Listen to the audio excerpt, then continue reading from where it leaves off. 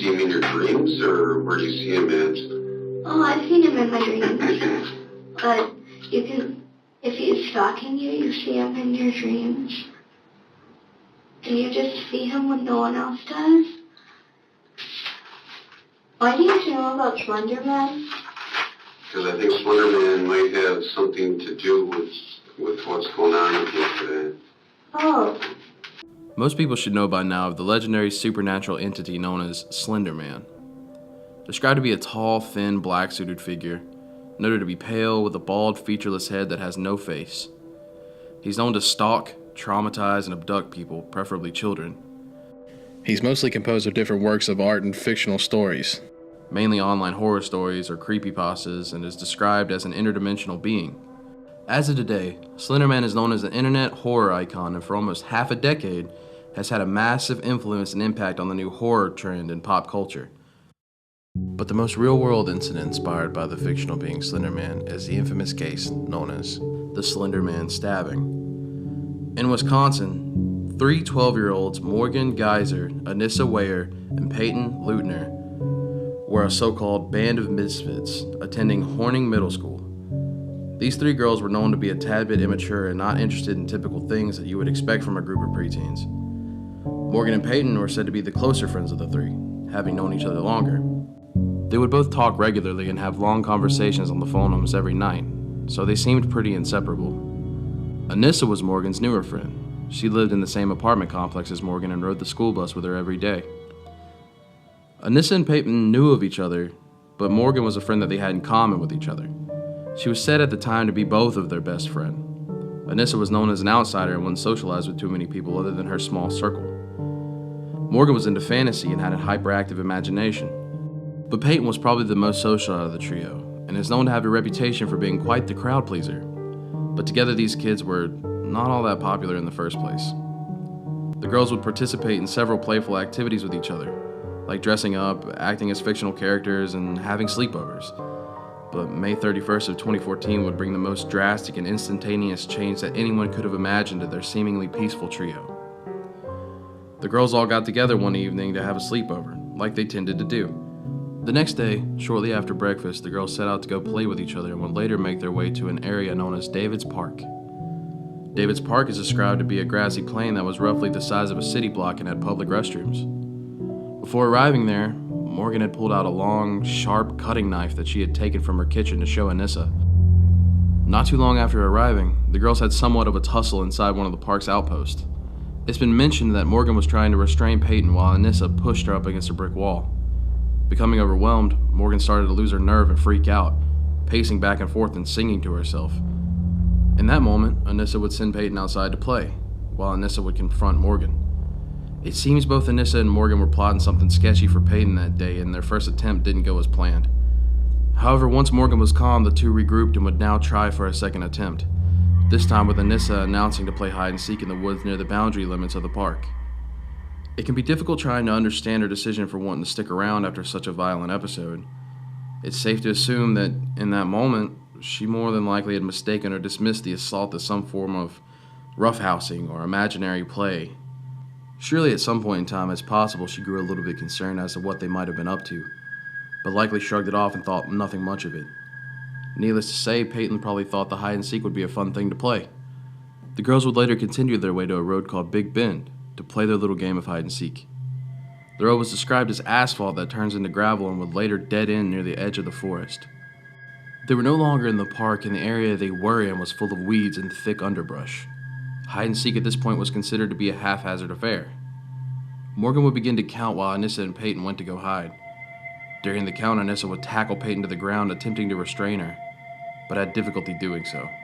Morgan would later run up and hand Anissa the knife, this time Anissa being the hesitant one, quickly giving the knife back to Morgan, telling her she was too squeamish. The girls would once again stop what they were doing and talk for a moment while Peyton was crouched down on the ground playing in the flowers. Morgan told Anissa that she wasn't going to do it until she told her to. Anissa began to walk away. She walked about 5 feet and stopped, then saying, "Kitty, now, go ballistic, go crazy." Morgan responded with, "Don't be afraid, I'm only a little kitty cat." And in that moment, it was like some sort of code command. Morgan made a snap reaction and pushed Peyton to the ground, took the knife and began stabbing her. She stabbed Peyton 19 times, both in her arms and legs, puncturing her stomach, liver, and pancreas. It was documented that she had barely missed a major artery near her heart during the ruthless attack. Peyton screamed in agony, shouting, "I hate you. I trusted you." She tried to get up and walk so she could potentially get away, but she was too wounded. Anissa would grab her by the arm and drive her deeper into the woods, making her lie down while Morgan tried to dress her wounds with leaves. They both told her that they were going to get help, but obviously that wasn't the truth. They both fled from the woods, leaving her for dead. The two 12-year-olds would disappear for a while and were nowhere to be found at this point. Later on, concerns grew from the parents on all three of the girls' whereabouts. Fortunately, Peyton was still alive but in critical condition. According to the police report, she crawled her way out of the woods onto a local road and was discovered by a motorcyclist that had just so happened to be passing by. It was like a scene out of a horror movie. The cyclist called the ambulance and Peyton was rushed to a hospital immediately. On the way there, she was given anesthesia. Before it had any time to take any effect, she had just enough time to explain to all the adults present what had happened. The only question at this point was where Morgan and Anissa had run off to. Nearly 5 hours after the incident, the two girls were found by the police sitting in the grass by an interstate entrance. Both girls were still covered in blood, and the police had found the knife that was used for their stabbing in one of their backpacks. Apparently, after the attack, they had went into a local Walmart nearby that was less than a mile away from the incident and cleaned themselves up in the bathrooms. They would wander around Waukesha for about 2 hours in the blistering heat and later sat in the grass by what is known as Interstate 94, heading out of town. Later on, the police arrived and questioned them. When the question arose about why they did what they did is where the story gets a tad bit more bizarre. The two girls were interviewed separately and both had the same story to tell, and according to what Morgan and Anissa told the police during the interview, they said they were trying to impress Slender Man. So did you guys talk about doing this beforehand? Anisha told me we had to, Why? because she said that he'd kill our families. Who's he? A man. And,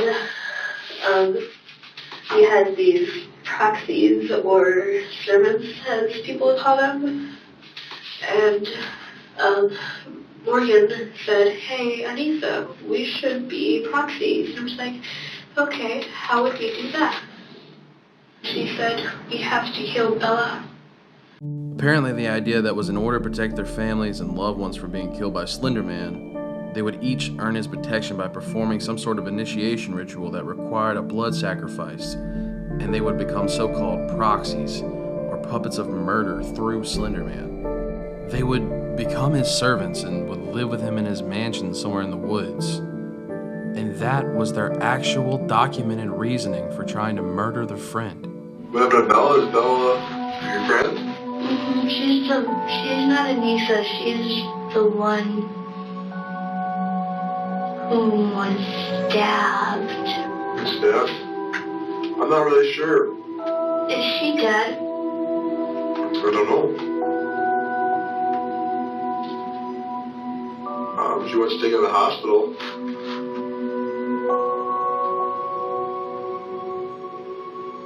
I was just wondering.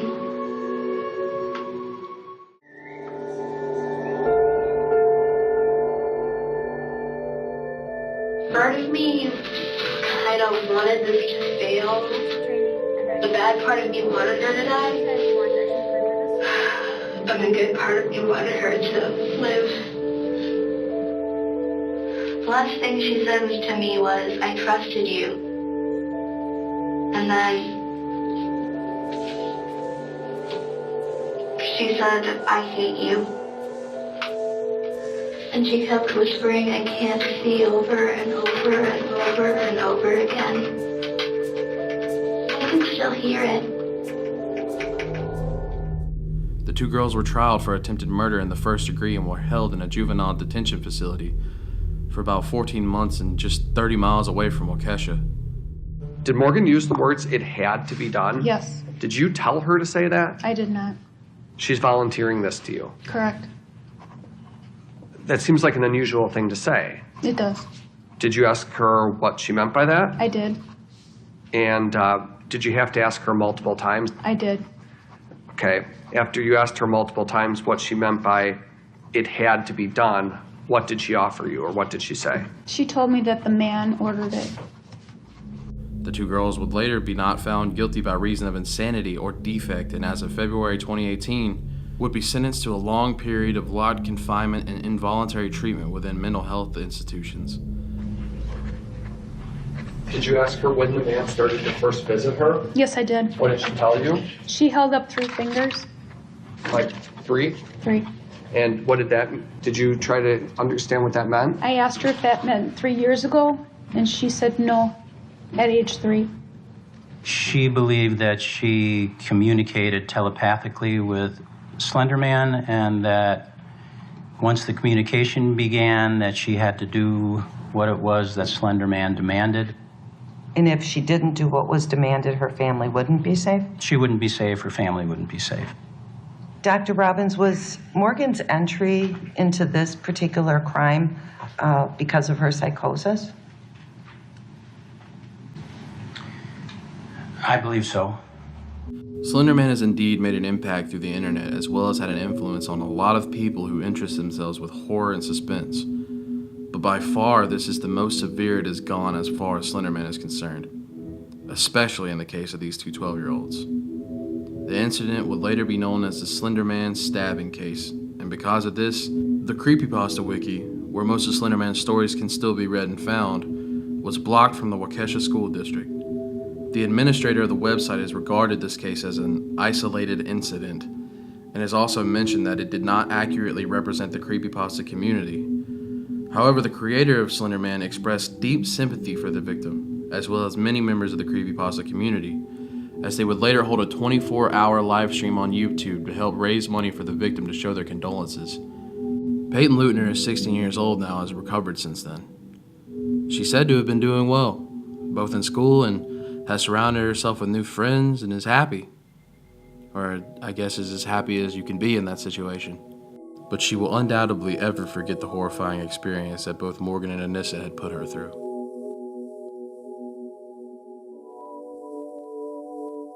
Okay guys, so if you made it to the end of this video, thanks a lot. And if you liked what you saw, please subscribe, leave a like, and hit that notification bell. Thanks.